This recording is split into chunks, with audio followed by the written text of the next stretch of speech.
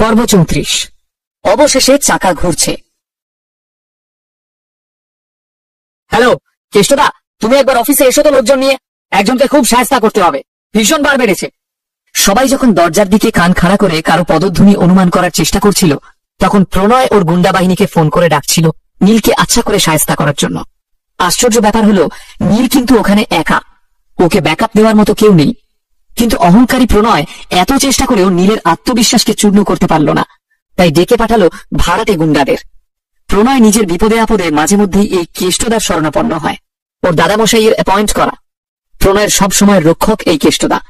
নীল প্রণয়ের কথাগুলো শুনতে পেলেও পাত্তা দিল না, কারণ এর আগে এর চেয়েও বড় বিপদের মুখোমুখি হয়েছে সে।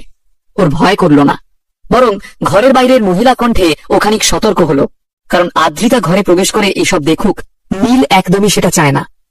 দেখলেই ওর মনে প্রশ্ন জাগবে এবং সেখান থেকে হয়তো উত্তর অবধি পৌঁছে যাবে আদ্রিতা, জেনে যাবে নীলের আসল পরিচয়। এই মুহূর্তে নীলের জন্য সেটা একদমই কাম্য নয়। এদিকে ততক্ষণে দরজা খুলে গেল। ভেতরে প্রবেশ করল রায়চৌধুরী গ্রুপ অফ ইন্ডাস্ট্রিজের সিইওর সেক্রেটারি নন্দিতা। নীল নন্দিতাকে দেখে দীর্ঘশ্বাস ফেলল। ওর সংশয় দূর হলো, নিশ্চিন্ত হলো নীল। যাক, আদ্রিতা আসেনি। নীল বুঝতে পারল নন্দিতা ওর কাছেই এসেছে। নন্দিতাও কোনো দিকে না তাকিয়ে সোজা নীলের দিকেই যাচ্ছিল। প্রবীর ওকে দেখে খানিকটা কৌতূহলের সাথে ওকে জিজ্ঞেস করল, আরে Nandita madam, welcome to my office, what's the matter? কথাটা বলার সময় খানিকটা গর্বও হচ্ছিল প্রবীরের। দেখাতে চাইছিল যে রায়চৌধুরীদের লোকেদের সাথে কতটা ঘনিষ্ঠতা। কিন্তু নন্দিতা শুনতে পায়নি, উল্টে নীলের কাছে গিয়ে বলল, স্যার আপনি কখন ফ্রি হবেন? আমাদের একবার বসার দরকার ছিল। কিছু অফিসিয়াল ম্যাটারে আপনার ডিসিশনের উপর আমরা ডিপেন্ড করছি। It's urgent. যাকে প্রবীর অশিক্ষিত ভিখারি ভাবছিল, তাকে নন্দিতা স্যার ডেকে সম্বোধন করল। সেটা শুনে খানিকটা চমকে গেল প্রবীর। অবাক হয়ে বলল, এক সেকেন্ড নন্দিতা ম্যাডাম, আপনি স্যার কাকে বলছেন? নীল গত দুদিন অফিসে যেতে পারেনি, তার কিছু কাজকর্ম বাকি থেকে গেছে, আর কিছু সরিষাবুদেরও দরকার ছিল, তাই নন্দিতা এখানে এসে হাজির হলো। নন্দিতা জানতো আজকে ও স্যার নিজের জন্য এই বিল্ডিং এ ফ্ল্যাট কিনতে আসবে, কিন্তু ফ্ল্যাট কিনে অফিসে যাওয়ার কথা ছিল। অনেকটা দেরি হচ্ছে দেখে নন্দিতাই অফিসের দু একজন কর্মচারীকে সঙ্গে নিয়ে এখানে এসেছে। নন্দিতার ব্যবহারে প্রবীরের সঙ্গে প্রণয় হকচকিয়ে গেল। প্রবীরের কৌতূহল নিবারণের জন্য নন্দিতা পিছন ঘুরে প্রবীরকে বলল, মিস্টার মিত্র, ইনি আমাদের বর্তমান সিইও, শো সাম রেসপেক্ট। প্রণয়ের পায়ের তলার মাটিটা যেন একটু কেঁপে উঠল, মুখ থেকে এমনি বেরিয়ে এলো, সিইও। নিজের কানকে যেন বিশ্বাস করতে পারছিল না প্রণয়। প্রবীরের আর অবাক হওয়ারও অবকাশ নেই, মুখ চোখ ঘামে ভিজে গেল ওর। সিইও শব্দটা শোনা মাত্রই ম্যাজিকের মতো প্রবীরের কাঁধ ঝুঁকে গেল, হাত চলে এলো বুকের কাছে, আর গম্ভীর কণ্ঠস্বর এবার নরম মধুর হয়ে উঠল। CEO sir, I am extremely sorry. আমি বড় ভুল করে ফেলেছি স্যার, না জেনে আমি অপরাধ করে ফেলেছি। আমাকে ক্ষমা করুন প্লিজ। এই গর্দবটার জন্য আমি আজ কি করে এই কাণ্ড ঘটিয়ে ফেললাম। হে ভগবান, প্লিজ আমাকে ক্ষমা করে দিন। বলেই প্রবীর ওর নাতির গালে ঠাস করে একটা থাপ্পড় মারল। হতচ্ছাড়া! প্রণয় দেওয়ালে ধাক্কা খেল। প্রবীর ওকে আবারও টেনে এনে কান মুলে বলল, ক্যাবলাকান্তের মতো দাঁড়িয়ে আছো কেন? যাও শিগগির গিয়ে ক্ষমা চাও, ইউজলেস। এক মুহূর্ত আগে এই বিশেষণটাই নীলের সারনেম হয়ে গিয়েছিল। এখন প্রণয়কে ওর দাদামশাই ইউজলেস বলাতে নীল হেসে ফেলল। তাও প্রণয় দাঁড়িয়ে রইল। এখনো সবটা হজম হয়নি ওর। প্রবীর আবারও ধাক্কা দিলেন ওকে। ছ্যাটার মতো দাঁড়িয়ে আছো কেন? যাও। প্রণয় ধীর পায়ে নীলের কাছে এগিয়ে গেল।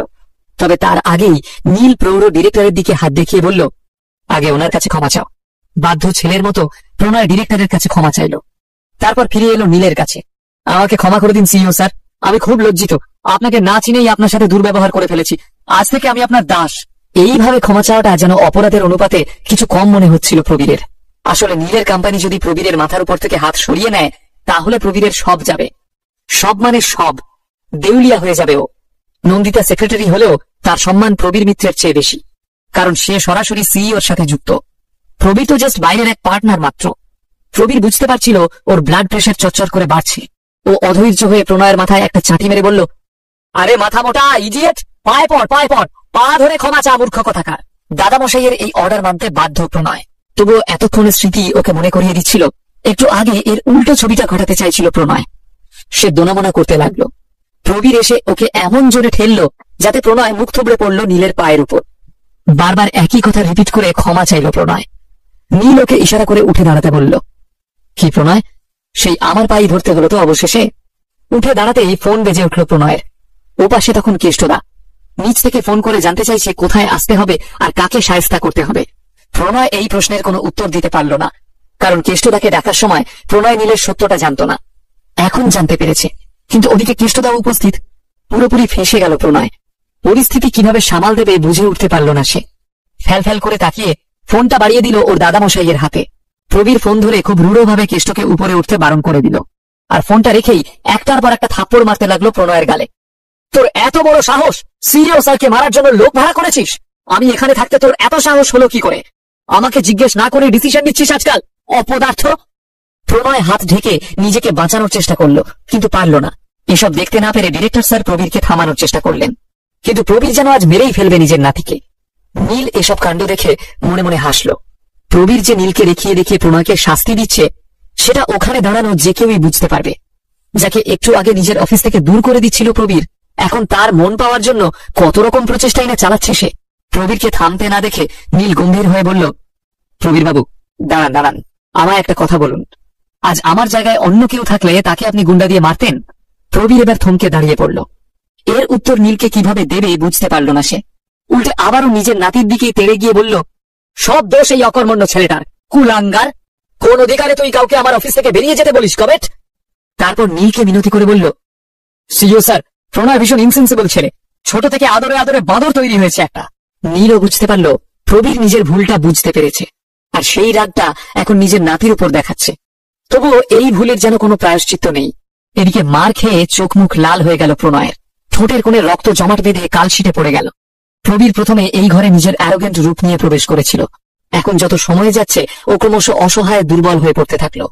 কে বলবে এই প্রবীর মিত্র এই রিয়েল এস্টেট কোম্পানির ভাইস প্রেসিডেন্ট? বিপি বেড়ে ওর গায়ের ফর্সা রং ক্রমশ লাল হয়ে উঠল। অবশ্য লজ্জাতেও লাল হয়ে উঠতে পারে, সেটার কারণটা বুঝতে পারল না নীল। নীল খানিকক্ষণের এই নীরবতা ভেঙে ওর সেক্রেটারি নন্দিতাকে ইনস্ট্রাকশন দিল, নন্দিতা, তুমি আমাদের কোম্পানির ম্যানেজিং বডিতে কিছু বদল আনার ব্যবস্থা করো। আমি চাই প্রবীর মিত্রকে আমাদের ডেপুটি ডিরেক্টরের পদ থেকে বরখাস্ত করা হোক। উনি শুধু ওনার কোম্পানির ভাইস প্রেসিডেন্ট হয়েই থাকুক, সেই জায়গায় এই ডিরেক্টর স্যারকে প্রমোশন দেওয়া হোক। আর প্রবীর বাবু, আমি চাই আপনার এই নাতিটি যেন আর এই কোম্পানির ম্যানেজার পোস্টে না থাকে, খেয়াল রাখবেন। নন্দিতা চটপট করে এই নতুন রেজলিউশনস গুলো ওর নোটপ্যাডে লিখে নিল। প্রবীরের কাছে আর কোনো পথ খোলা থাকলো না, তাই মাথা নামিয়ে সম্মতি জানালো সে। ওদিকে গ্রাউন্ড ফ্লোরে একটা সোফায় বসে অপেক্ষা করছিল আদ্রিতা আর প্রিয়াঙ্কা। অনেকক্ষণ হয়ে যাওয়ার পর একটা কালো মুস্কো মস্তান গোছের লোক তার দলবল নিয়ে রিসেপশনে এসে হাজির হলো। আদ্রিতা বা প্রিয়াঙ্কা কেউ জানত না যে ওর নাম কেষ্ট। ওদের হাতে লাঠি, চেন, হকি স্টিক দেখে আদ্রিতার মনে সংশয় হলো, কিন্তু কিছুক্ষণের মধ্যেই ওই দলের লিডার একটা ফোন করলো কাউকে। ওপার থেকে কোনো ইনস্ট্রাকশন পেয়ে এসে সদল বলে আবার বাইরে চলে গেল। এই দেখে আদ্রিতার বুকে বল এলো। আসলে ওরা দুজন এর আগে প্রবীর মিত্রকে উপরে যেতে দেখেছিল। তার পরপরই এই গুড় দল দেখে খুব ঘাবড়ে গেল আদ্রিতা। নীলের জন্য ব্যতিব্যস্ত হচ্ছিল ও। একবার ভেবেছিল পুলিশ ডাকবে, কিন্তু তার আগেই এই গুন্ডাগুলো বেরিয়ে চলে গেছিল।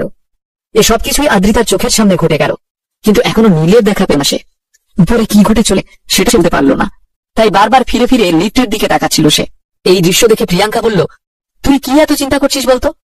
আদ্রিতা অধৈর্য হয়ে লিফটের দিকে তাকিয়ে উত্তর দিল, খুব টেনশন হচ্ছে রে প্রিয়াঙ্কা, ওরা নীলকে কিছু করবে না তো?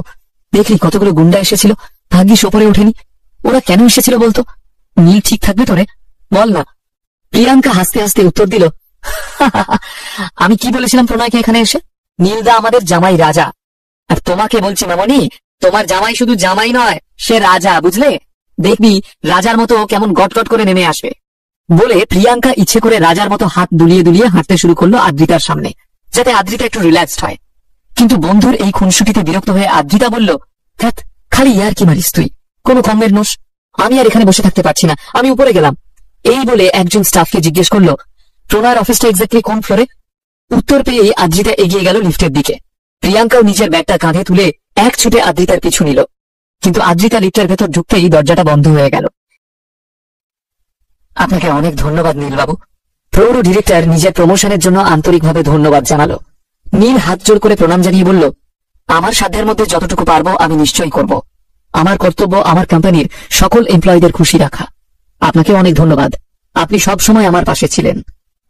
এই বলে নীল নন্দিতার সঙ্গে ওই ঘর থেকে বেরিয়ে লিফটের উদ্দেশ্যে রওনা দিল। যেতে যেতে একবার ঘাড় ঘুরিয়ে নীল দেখল প্রবীর মিত্র সোফায় কপালে হাত দিয়ে বসে রয়েছে এবং ঘরের এক কোণের মেঝেতে পা ছড়িয়ে বসে রয়েছে প্রণয় মিত্র। নীল এবং নন্দিতা লিফটের সামনে আসতেই লিফটের দরজাটা